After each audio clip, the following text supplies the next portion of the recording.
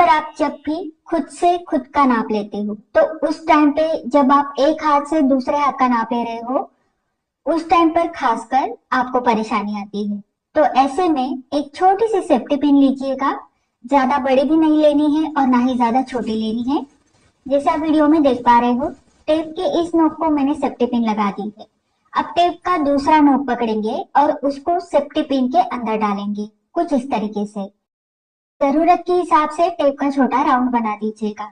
जैसे कि अगर मैं एक हाथ से दूसरे हाथ का नाप ले रही हूँ तो उस टाइम पर बहुत ज्यादा परेशानी होती है। तो आप देख सकते हो मेरा यहाँ पर राउंड आया है 8.25 इंच।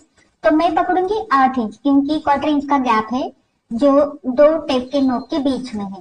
ठीक है, तो 1/4 इंच का जो गैप है वो आपको ऐड करना है। तो यहाँ पर मेरा 6 इंच आया है। जब भी आप एल्बो लेंथ तक के स्लीव्स बना रहे हो तो उस टाइम पे हाथ को जैसे दिखाया है वैसे फोल्ड करना है और फिर गोलाई में आपको नाप लेना है।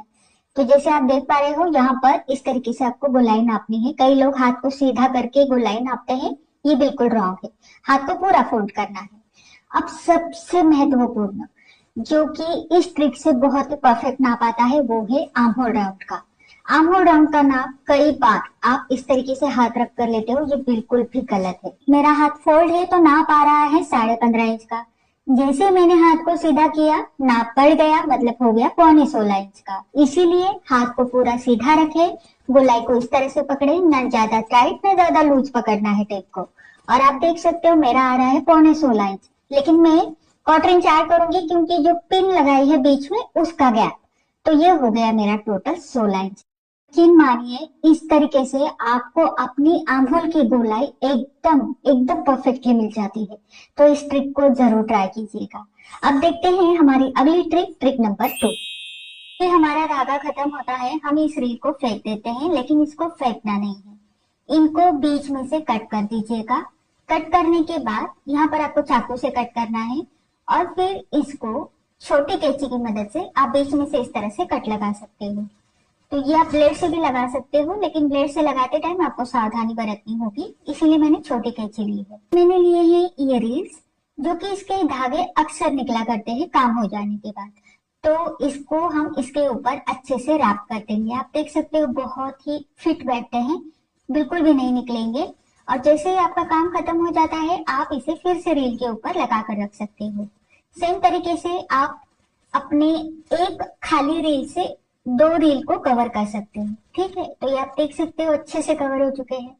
लेकिन मैंने ये भी देखा कि अगर हम बड़ा वाला रील लेते हैं, ठीक है, तो वो अक्सर निकल जाता है। तो आप देख सकते हैं ये बड़ा वाला रील था तो उसके ऊपर ये फिट नहीं आया। तो ऐसे में आप ब्लेड लीजिएगा, रील के इस और दोनों तरफ 1-2 कट लगा दीजिएगा। ये 2 कट्स हो गए हैं दोनों ओर, आप देख सकते हो। अब जो रील का धागा होता है उन दोनों कट में से डाल दीजिएगा। बहुत ही टाइटली बैठता है, जब तक आप इसको निकालते नहीं तब तक ये धागा निकलेगा नहीं। और धागा अच्छे से लॉक हो जाता है।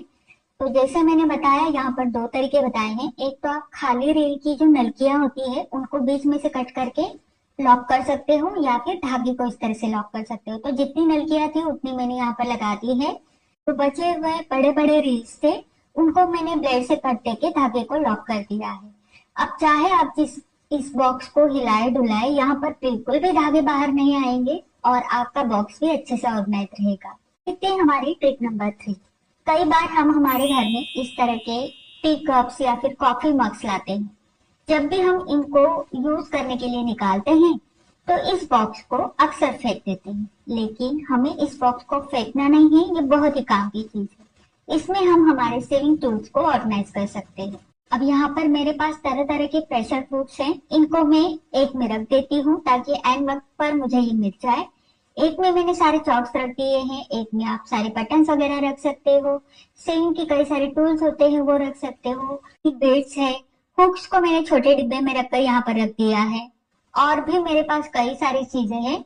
अब मैं वेट कर रही हूँ कि दूसरा कोई इसी तरीके का बॉक्स खाली हो जाए और उसमें मैं डाल दूँ। इसी तरीके से आप अपने ज्वेलरी को भी ऑर्गेनाइज कर सकते हो। जैसे मैंने यहाँ पर इयररिंग्स, पिन्स ऐसे रख दिए हैं। बहुत ही अच्छा ऑर्गेनाइजर है। इस तरीके से ऑर्गेनाइज करने से एंड वक्त पर चीजें आसानी से मिलती है और काफी समय की भी बचत होती है। तो अगली बार इस तरीके के बॉक्सेस को फेंके नहीं, इनका जरूर इस्तेमाल करें। अब देखते हैं हमारी अगली ट्रिक नंबर 4। आप देख पा रहे हो 2 स्क्वायर के पीस हैं, 4.5 इंच लंबाई और 4.5 इंच चौड़ाई। यहाँ पर मैं बेसिक लटकन बनाने जा रही हूँ, लेकिन इसमें क्या डिफरेंस रहता है जो हम नॉर्मली बनाते हैं और जो मैं ट्रिक से बनाने जा रही हूँ। तो जो नॉर्मली बनाते हैं वो कुछ इस तरीके से बनाते हैं, और ये लटकन दिखने में तो सुंदर लगता है, लेकिन ये जो सिलाई है ये यहाँ पर दिख जाती है, जो बिल्कुल भी अच्छी नहीं लगती। तो यहाँ पर मैं पूरी अंडरग्राउंड सिलाई का ये बेसिक लटकन सिखाऊंगी। तो यहाँ पर देखिए वही स्क्वायर पीस है, सेम तरीके का। इसको इस तरह से रखना है बीच में डोरी को, और इस तरह से पूरा फोल्ड करना है। अब यहाँ पर आप हल्की सी गोलाई देकर कट कर सकते हो या फिर वैसे भी छोड़ सकते हो, बिल्कुल आपकी मर्जी है। बस थोड़ा सा शेप अच्छा आए इसलिए इसको राउंड में कट किया है। अब मैंने पूरा ऊपर से सिलाई लगाते हुए यहाँ तक लेके आऊंगी, पूरा स्टिच नहीं करना है, थोड़ा गैप हमें छोड़ना है। तो जैसे आप देख पा रहे हो मैंने यहाँ पर गैप छोड़ा है। अब एक सेफ्टी पिन लेनी है, बड़ी वाली ले सकते हो आप, और इसको यहाँ पर इस तरीके से लगा कर रखिएगा। नीचे की तरफ की जो डोरी है उसको नीचे की तरफ खींचते हुए पूरे लटकन को पलटना है, जैसे आप वीडियो में देख पा रहे हो। तो ये पूरा पलट गया है। अब इस नोक को यहाँ तक लाना है। तो जो अंदर की तरफ सेफ्टी पिन डाली थी बस उसको ऊपर निकालते हुए हम नीचे के नोक को ऊपर की तरफ लाएंगे। आप देख सकते हो ये वाला नोक ऊपर की तरफ आ गया है, ज्यादा ऊपर की तरफ भी नहीं लेके जाना, क्योंकि ये दोनों नोक एक दूसरे के ऊपर आने चाहिए। और बस यहाँ पर हमें सिलाई लगा देनी है, ठीक है। नोक ज्यादा ऊपर भी नहीं होना चाहिए और नीचे भी नहीं, बस दोनों नोक सिलाई में आने चाहिए। सिलाई लगने के बाद ये ऊपर का एक्स्ट्रा का मैं कट कर दूंगी, और जो पिन लगाई थी उसको हम निकाल देंगे। अब हो गया लटकन, बस इसको पलट दीजिएगा जैसे हम नॉर्मली पलटते हैं। पलटने के बाद आप यहाँ पर देख सकते हो कि यहाँ पर आपको बिल्कुल भी सिलाई नजर नहीं आएगी। शेप भी लटकन का बहुत सुंदर आया है। ये बिल्कुल हमारा बेसिक लटकन है, लेकिन इसकी सिलाई पूरी अंडरग्राउंड हो गई है। अब दोनों में डिफरेंस भी देख सकते हो। तो अगली बार जब भी आप ये बेसिक लटकन ट्राई करें, इस ट्रिक को जरूर आजमाएं। हमारी अगली ट्रिक नंबर 5। जब भी आप फ्यूजिंग पेपर या बकरम से गला बनाते हो तो गला बनाने के बाद छोटे छोटे कट्स हम जरूर देते हैं, ताकि गला पलटने के बाद यहाँ पर कोई सलवट ना आ जाए। लेकिन कई बार ऐसा होता है कि गला पलटने के बाद भी सलवट तो नहीं आती, लेकिन गला यहाँ पर अच्छे से नहीं बैठता। कुछ फुगा सा आ जाता है या फिर कपड़ा थोड़ा सा ऊपर नीचे लगता है। तो एक तो आपको यहाँ पर इस्त्री करके लेनी पड़ती है, या फिर आप इस ट्रिक को आजमा सकते हो। तो देखिए पट्टी को पूरी तरीके से ये नीचे की जो सिलाई मार्जिन है उसके ऊपर रख दिया है, और बिल्कुल मैं किनारे से सिलाई लगा रही हूँ। आपके चाहे गले का शेप कौन सा भी हो, आप बस यहाँ पर किनारे से सिलाई लगाए। आप देख सकते हो नीचे की जो मार्जिन है सिलाई मार्जिन, उसके ऊपर मैंने पट्टी को रख दिया है। और गले का शेप कैसा भी हो, ये पूरा सीधा करके आप सिलाई यहाँ पर लगा सकते हो, ठीक है। तो आप देख सकते हो जो फ्यूजिंग पेपर की पट्टी है उसके ऊपर मैंने किनारे से, एकदम किनारे से सिलाई लगा दी है, और ये सीधा करके भी आप लगा सकते हो।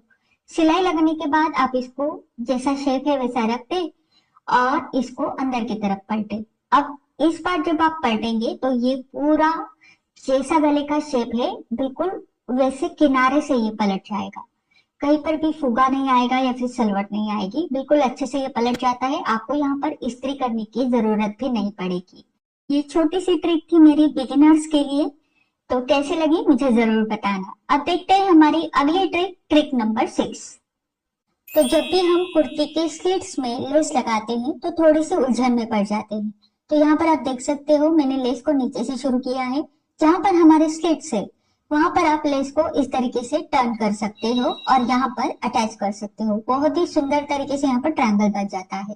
लेकिन मैं यहाँ पर थोड़ा सा ऊपर तक लेके जाऊंगी, क्योंकि ये जो कुर्ते का मेरा पैटर्न है वो नायरा कट का है, जिसको मैंने वेस्ट से घेरे को अटैच किया है। इसीलिए मैं यहाँ पर वेस्ट की तरफ से इसको टर्न करूंगी, जैसे आप वीडियो में देख पा रहे हो। तो यहाँ पर आप देख सकते हो, यहाँ पर मैंने इसको टर्न करते हुए सिलाई लगा दी है। अब इसको जब मैं नीचे की तरफ लेस को लेके जाऊंगी तो फिर से एक बार टर्न कर दूंगी। आप देख सकते हो बिना कोई शेप दिए यहाँ पर बहुत ही सुंदर अपने आप में ही एक ट्रायंगल बन जाता है। यहाँ पर आपको अलग से शेप देने की जरूरत नहीं होती। अब देखिए अंदर के किनारे से तो मैंने सिलाई लगा दी। सिलाई लगने के बाद अब ये जो लेस है इसका बाहरी हिस्सा है वो खुला है, तो बाहरी हिस्से में ये वाली सिलाई लगा देंगे। तो बस सिंपली मैंने नीचे से शुरू किया है, जो भी बाहरी हिस्सा है वहां से मैं लेस को लगाना शुरू करूंगी और पूरे बाहर के हिस्से में किनारे से सिलाई लगा दूंगी। तो यहाँ पर आप देख सकते हो, यहाँ पर आते ही इसको जो अगर फोल्ड हो गई है लेस तो उसको अच्छे से बाहर निकाल कर आपको सिलाई लगानी है। तो ये जो लेस लगाने का तरीका है ये मैंने अपने नायरा कट कुर्ती के वीडियो में आपको बताया था, जो आप लोगों ने काफी काफी ज्यादा पसंद किया है। और नायरा कट कुर्ती का वीडियो